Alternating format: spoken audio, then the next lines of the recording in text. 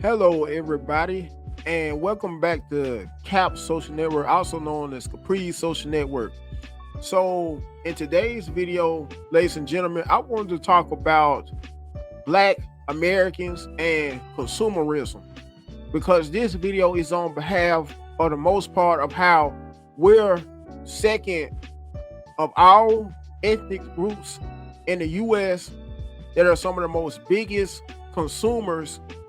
Yet and still, we hardly own any businesses, with the exception of car washes, a few of those that are owned by us, restaurants, what else? Barbershops and beauty salons. Other than that, we hardly own any Fortune 500 companies. What I mean by that is companies by the likes of a Target, Publix, or Walmart. As a few prime examples. This is also on behalf of how so many of us like to spend money on things of very little importance, things that depreciate in value. Also, on behalf of you, a lot of you Black people that like to waste your money on joints, because on my job, it's so many people from both males and females that always have to come to work with the newest pairs of Jordans, some as young as 20 to 21 years old, and as old as 60. Always act like it's the end of the world if they don't have the newest pair of Jordans. When that being said, Michael Jordan doesn't even much care for Black people, and he said out of his own mouth years ago how he didn't make his shoes for poor Black people to make, although the majority of his wealth is profited off of impoverished and poor African Americans buying his shoes, who go as far and has gone as far so many times the waiting long lines just to get the newest and freshest pairs of Jordans. With that being said, some people are so infatuated with his apparel to the extent where they will go as far as buying his clothing and his shoes on a regular basis. Why? That's because when it all comes down to it, because we also go as far as having to buy, a lot of you women who may, for instance, work a job making just $600 every 2 weeks, you will still got your way burning a paycheck on a regular basis, either wasting your money on the newest hairstyle, including the newest, buying the newest weave in order to get your most trendiest hairstyles. If not that, wasting and blowing money on the most expensive purses. Even if you make just $15 an hour on your job, and on, because a lot of you have kids that you could barely afford to buy groceries for, yet and still you go as far as wasting your hard-earned money on buying your kids designer apparel, from Tommy Hilfiger to Polo Ralph Lauren to Air Jordans on a regular basis every time you get paid. And some of you will go as far as selling things in your home just to be able to buy the most latest and trendiest either electronics or apparel for your kids. And that's on behalf of a lot of you women that have kids, but you're not married. Instead, you're living off, most of you, your baby daddy's child support check in order to be able to get those things. Either that, or you have to contribute so many hours to working a regular 9-to-5 job, to the extent where half of you don't even have time to spend with your kids, much less even like your kids. But yet and still you go out of your ways to spend your hard-earned money, on all this useless and high-priced apparel and electronics. Because think about how, for some of you that may, for some of the few of you women who may follow my channel, how you may have bought your kids a few years ago the most latest iPhone at the time, only within a 1 to 2 year time frame, trade in or sell off that iPhone to get the most newest iPhone, the iPhone 15, I believe it is. Don't quote me on that though, folks. Only to prevent your kids from having to deal with the consequences of being bullied at their schools, and to be able to fit in, and not only fit in and prevent from being bullied, but to be able to make more friends when kids in their classrooms. Why? Because subconsciously, us as African Americans feel like we're inferior and of very low value unless we are able to spend money on the most expensive things, including the most expensive liquor, for all you that like to turn up, that like to always be lit, like to always be part of the crowd anytime you partake in going to parties or going out on a night scene, going to clubs, bars. You always have to buy, anytime you may go to places of that nature, you always have to spend your money. Some of you, once again, who work just regular 9-to-5 jobs, on the most expensive liquor at either club or nightclub you like to visit. Even when you throw birthday parties, you feel like you can't be of high value unless you may have some of the most expensive liquor or alcoholic beverages for all your guests along with yourself. Anyway, and to provide more of elaboration on this here topic, I want to read some paragraphs from an article on behalf of us as Black Americans, being some of the second most biggest consumers. Let me rephrase that: consumers across the nation. And after that, I wanted to show clips, several clips, all courtesy of TikTok, pertaining to this same exact topic, which remains a problem and always will remain a problem amongst the African American race. Because I also wanted to share my 2 cents on this as well. When all that money a lot of us spend on buying Jordans, shoes by like Jordan, as part of the Michael Jordan apparel line, even Timberlands, because Timberlands could cost upwards to $300 at the minimum in some cases. Why not use that money, especially for us when kids?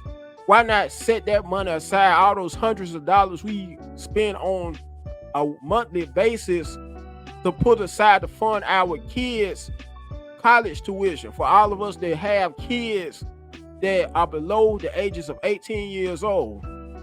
And instead of also spending that money on our kids, why not set that money aside to teach them how to be able to create their very own apparel, either apparel or shoe line, with either that, or to be able to teach them and indoctrinate them on how to use that money to have saved for college. Because they will, for some of them that want to go to college, they will want to eventually go to college just to be able to advance further in their careers and live a much better life instead of having to work a regular 9-to-5 job. Also, either that, or why not set that money aside to have as a part of their life insurance policy? Because we all, every single being on this earth, will have an expiration date, will die or pass away one day, instead of having to depend on GoFundMe. Because the majority of us would rather, or I just say, let me rephrase that, a big number of us would prefer, instead of having money and investing in saving money for whenever we may end up passing away, we would rather have either people in our family, the majority of our family members, put together their money to help bury us, or in the worst case scenario, go to GoFundMe, have people donate and take up money for our funerals on behalf of GoFundMe. Anyway, because I have already said a mouthful, I'm going to read a few paragraphs from this article pertaining to how us as African American are some of the most biggest consumers in the whole entire U.S., some of the second biggest consumers at that, Once again, I plan on showing some clips all via TikTok pertaining to this same subject and matter. So here you have it, folks.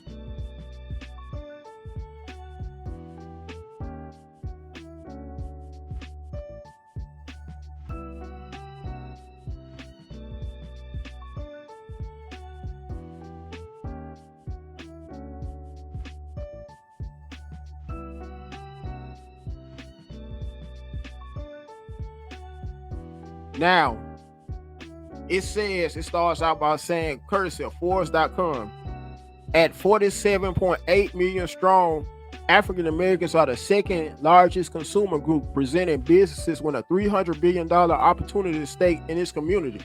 Despite being 13.4% of the U.S. population, Black households accounted for just under 10% of the nation's total spending on goods and services in 2019, according to McKinsey. However, if companies interpret this data as proof that there's little profit in serving Black consumers, they are making a multi-billion dollar mistake. In 2019, which was roughly 4 years ago, consumer expenditures by Black households totaled approximately $835 billion, and combined spending by all Black households has increased 5% annually over the past 2 decades.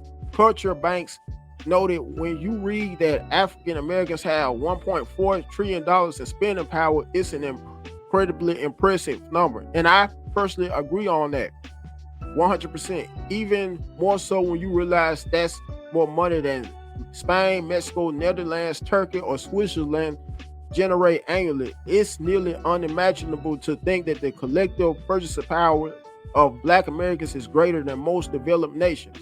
So I'm going to, with that being said, folks, stop sharing this and then hop on to TikTok.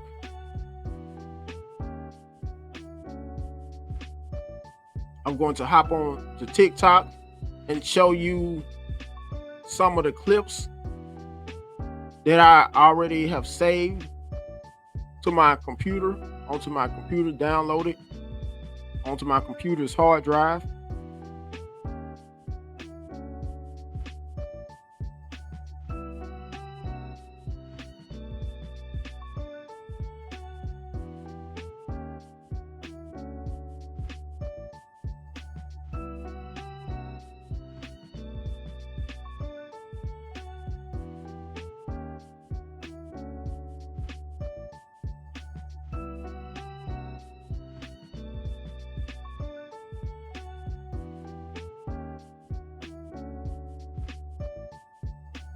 Just Black people, but I've grown up in the poor Black experience, and this is what I've seen in my community. There will be people that have BMWs, Benzes, nice clothes, shoes, jewelry, but you find out behind the scenes that they can barely afford all the things that they have. A lot of them can't afford rent. You find out their car note is like $1,000 without the insurance. You find out they have so much credit card debt.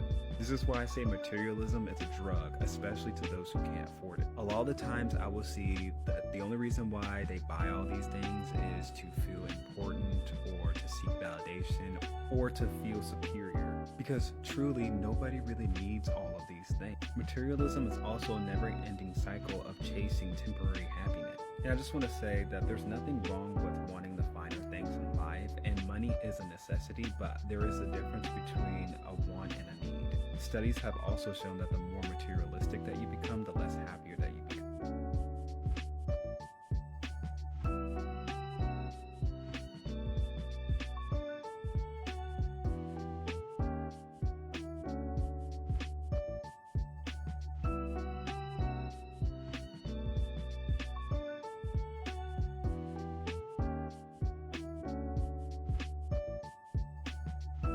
I'm convinced that Black culture's obsession with appearing to have money rather than actually acquiring wealth is another form of slavery rooted in capitalism and the subconscious fear that people might judge you for not having money, when in all actuality, you're actually hurting yourself and your lineage by not focusing on sustainable wealth and a sustainable lifestyle.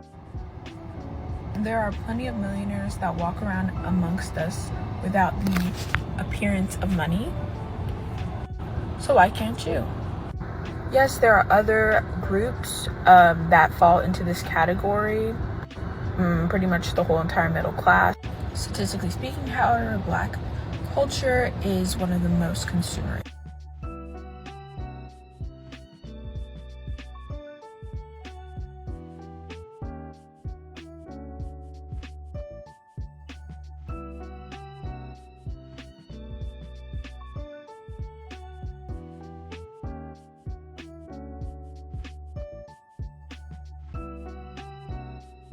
Is such a poor country, then why do all these Chinese, Indians, Spanish, and Americans come? Let me answer that question, because that question is real easy. The reason why foreigners go to Africa and the Caribbean to do business is because Black people are the #1 consumers on the planet. Black people have been indoctrinated not to trust each other when it comes to business and unity. If you look at Jamaica, their motto says, "Out of many, one people." But this motto actually hurts the success and the unity of Black people. Also, religion has been used as a weapon to indoctrinate Black people to hate each other but to love their oppressors.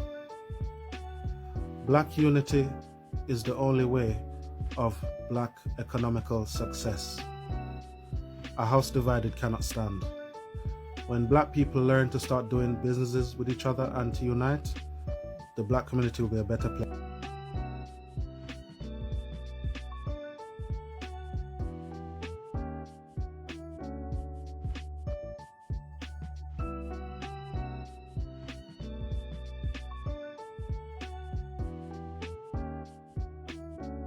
That we don't quite understand what spending power means. And I think that what we actually have right now is consumption power. I think that we are very, very powerful at consuming things that do not uplift, support, or regenerate revenue within our culture. The Black dollar only stays within the community for 6 minutes, whereas every other culture, they know how to create things that are actually going to sustain, uplift, build, and regenerate revenue within the community.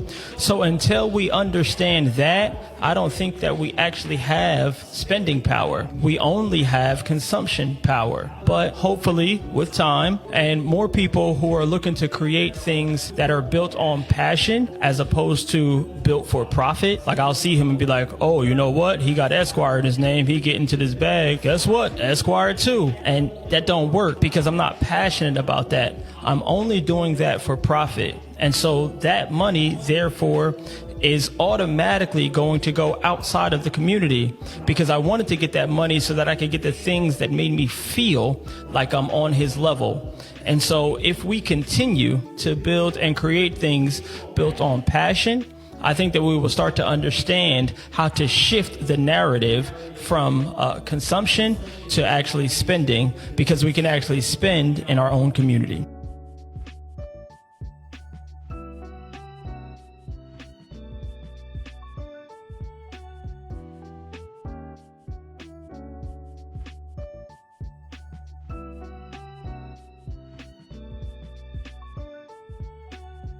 Thousand beauty supply stores between the US and Canada, and we own less than 3% of them. So just hearing that, it just sounds crazy, you know, if you looking to be an owner and you're Black. So it's just like the odds already stacked against you, just that in itself. And so, you know, we kind of took that and we decided we was gonna play anyway. And that's kind of where the name Play came from.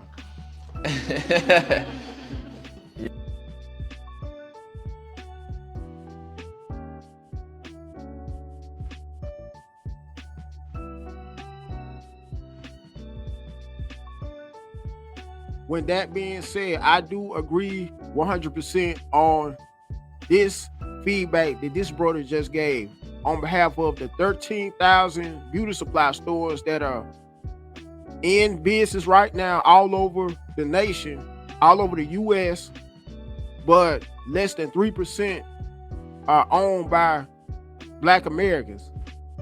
the same businesses that profit so many trillions of dollars annually, and when that money, a lot of those owners, which are mainly Asian American, either Asian American or Middle Eastern Americans, use some of that money to have set aside to fund their kids' college educations and tuitions went. Just keeping it 100, folks. So I'm going to show around a good two, maybe three more clips, because at first and forgive me for saying this, I did promise you I would show a total of 7 clips, but it's also this other clip, and I try to make it as much as possible my last clip, which is a total of a little bit over 8 minutes long, a clip that I wasn't able to download while playing the clip earlier. Instead, I had to end up saving it. It's one of my favorites on my TikTok page. So here are around 3 more clips, ladies and gentlemen.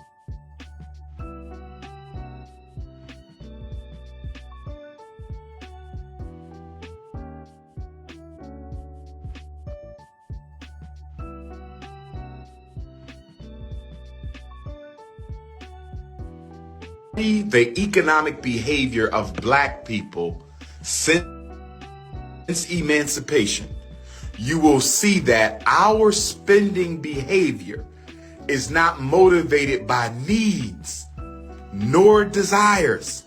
They are motivated by emotions. Black people spend to feel better, and black people spend to outdo other black people. I think Will Smith said it best.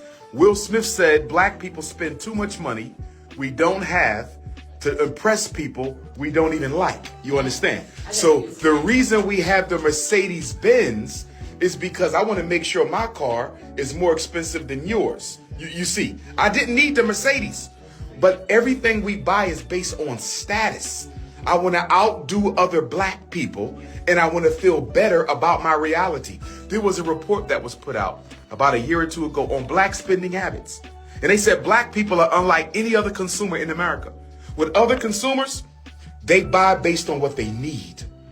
Black people do not buy based on what they need. You can already have a pair of Jordans. You're going to go get another pair.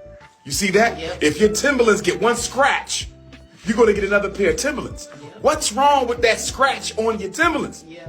You feel that it lessens your value. See, slavery took our self-worth. And so now we are vicariously replacing it, ironically, with white man-made materials. Carl, we got your back.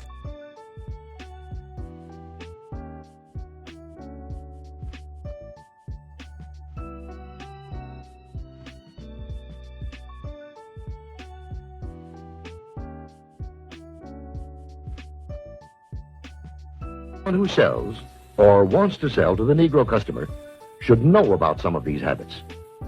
3 habits in particular play a big part in every sales transaction.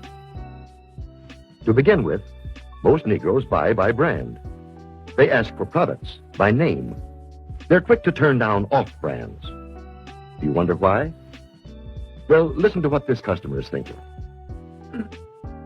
That last hat I bought just didn't hold up at all. You see, for a long time, the Negro has been sold a lot of shoddy, second-class merchandise. So now he asks for name brands in order to make sure he gets his money's worth. Buying by brand, that's the first important Negro buying habit. Now for the second. The Negro buys good quality merchandise. Symbols of quality and prestige are very important to the Negro customer.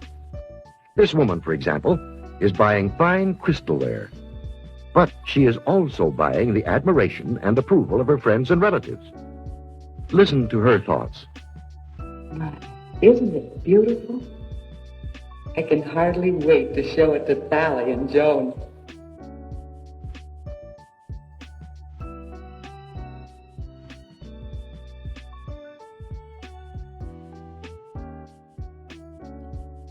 Now, although this video is close to 70 years old, the same principles still apply until this day on behalf of how the average African American usually buys, feels like in order to be a much more significance and high value, that we aren't of high value or higher status unless we buy some of the most expensive things when we go out shopping at stores, at different retailers.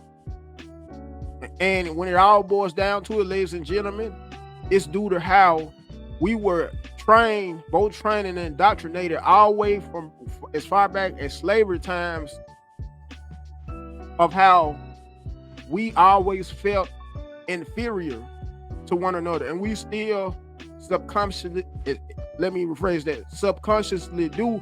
One of the main reasons, once again, so many Black Americans all over the world feel like they aren't of significance unless they have to buy the most newest pair or freshest pair of Jordans.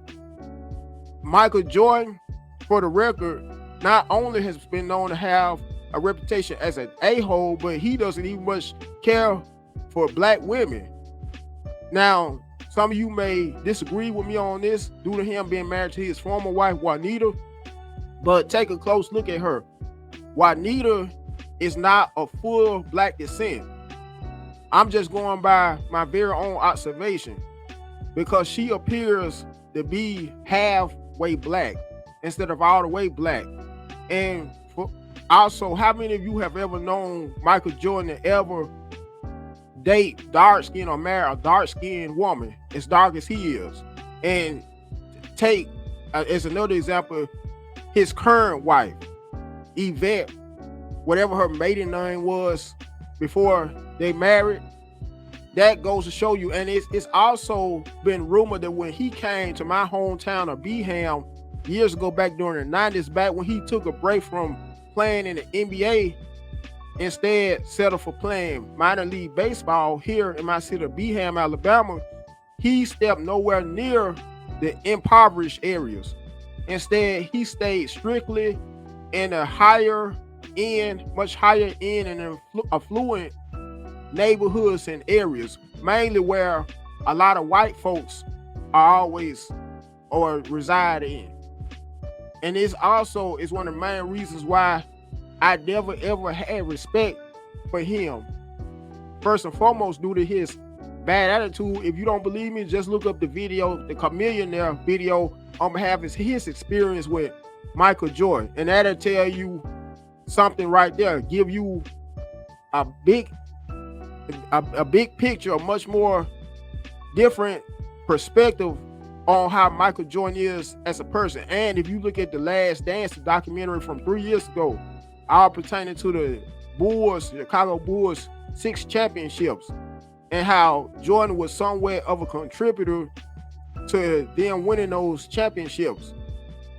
After seeing clips of how he talked to some of his own teammates like they were children, in some instances, either children or way beneath him, that should give you another different perspective on Michael Jordan. All you who put Michael Jordan on such a high pedestal as well, all you black folks who go over and over every time you get paid, and especially during your income tax, when you get your income tax refund, buying your kids all these expensive Air Jordan shoes.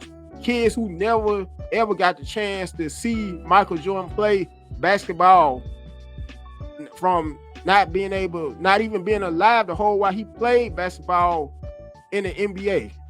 But yet and still you go out of your ways, will knock somebody over in line to patronize this man who doesn't even care for or respect his own fellow Black American people. I'm just calling a spade a spade. Anyway, let me show one last clip, courtesy of TikTok, pertaining to this topic on Black Americans and consumerism.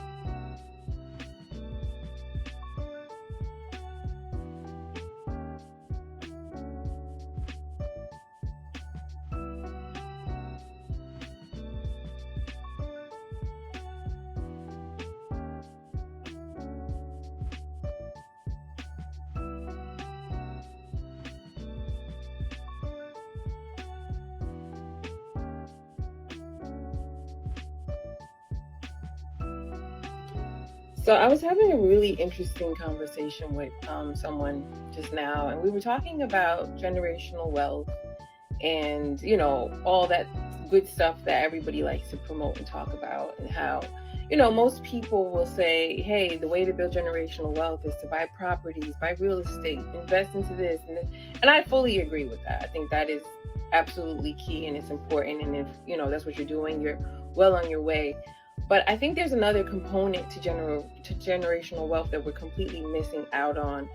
And in business, especially in like the fashion and the beauty and, you know, all the other parts of the world outside of real estate and investing, is where you have companies like, and I'm going to use an example. You have a company like LVMH, right? If you don't know who LVMH is, it's a company owned by Bernard Arnault, and his children run a lot of his business with him. But he owns like Louis Vuitton, Loewe, Bulgari, Dom Perignon, Moet, like a bunch of companies that we all definitely purchase from. And the way he's keeping his generational wealth going is by continuously going after the companies that we all purchase from. And when I say we all, I'm talking about us.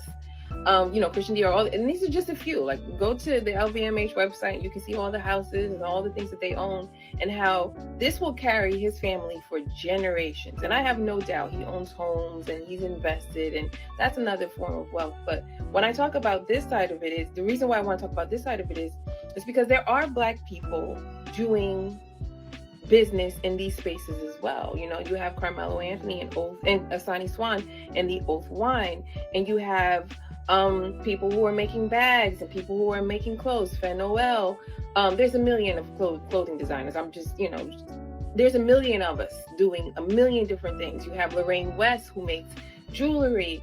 There are so many Black owned companies that are not being shopped by their own people because they don't have the big name. Don't miss this understanding. That is how we keep generational wealth within our communities too. It is important that we also support these Black owned brands. And I'm also speaking on myself. Nothing grinds my gears, and that's not something I would ever say, but that's keeping it nicely. Nothing grinds my gears more than when people call me, especially my people call me, and they want me to work for them, but then they immediately ask for a discount. That is upsetting to me. To some extent, I feel like you feel like I'm not worthy of my full price. You don't walk into Gucci and ask for a discount. You don't walk into Loewe and ask for a discount. You don't walk into Louis Vuitton and ask for a discount. So why would you walk into my shop, call me or email me, and ask me for a discount? Why do we do that to each other? When I support other Black owned businesses, and I definitely do, I don't say, hey, give me a discount. Even artists, sometimes they're like, oh, I'll give you a discount. I'm like, listen, I want to pay the full price. I want you to make money. I want you to be able to build. I want you to be able to hand these things off to your children. Now, reality for me is, if, you know, depending on how you came about or how you came to me, I might still give you a discount, but it's my choice to give you the discount. When you immediately ask me for it, I immediately, I'm like, okay, you know, now I'm upset in a way. And I hate that we don't understand that part of business, right? Like, it's all great to own real estate. Don't misunderstand what I'm saying. And it's wonderful to invest in the stock market and 401ks and life insurance, whatever you've been taught or you're learning, keep doing it.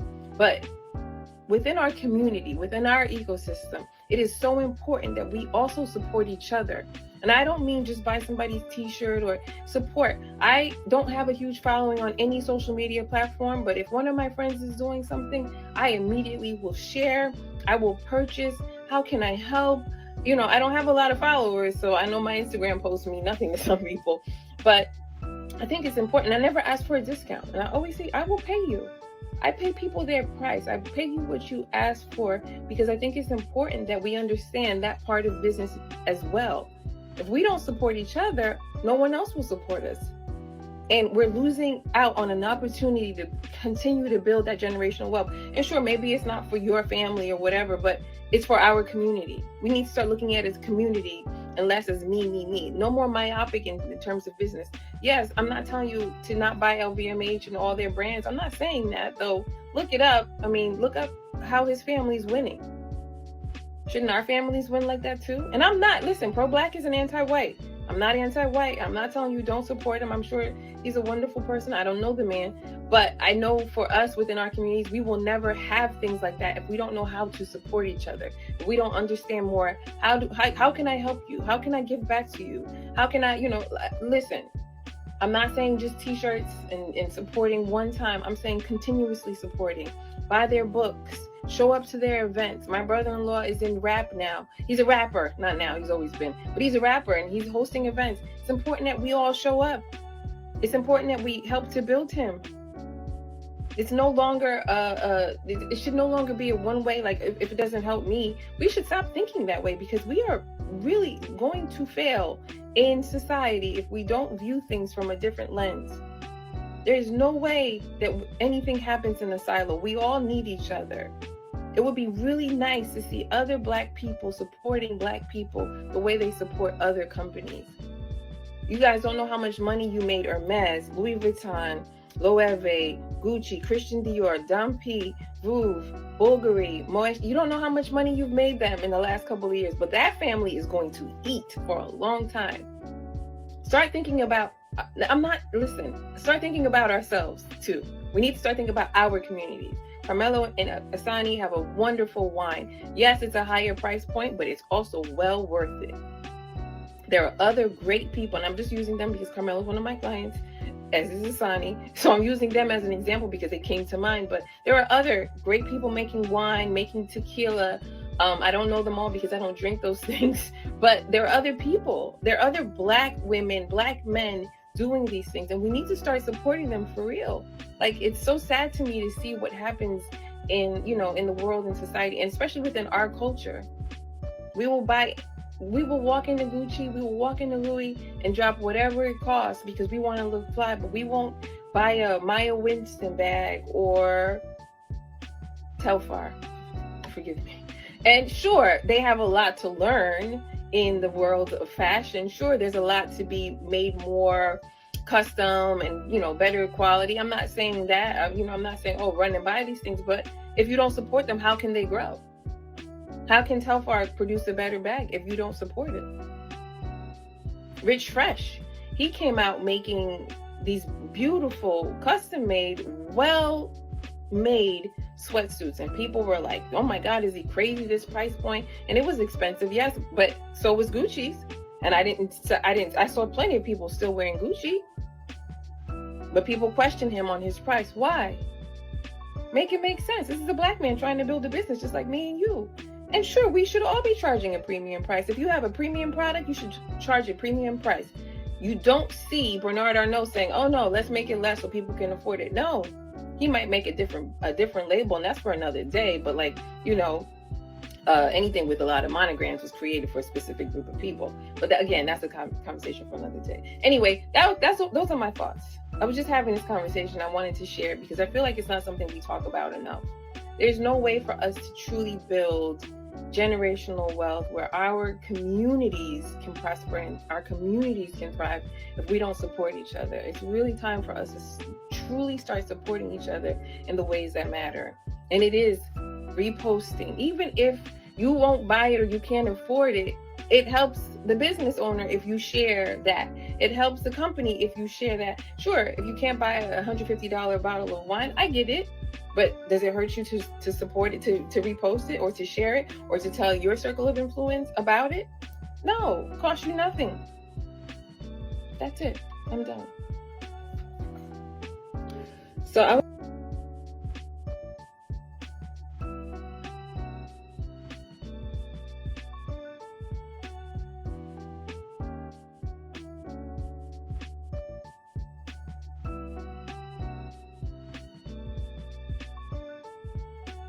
With that being said, ladies and gentlemen, make sure you like the video, you comment on it, you share it. Last but not least, subscribe to it. Until next time, I hope you guys will have a very safe, prosperous, and blessed day.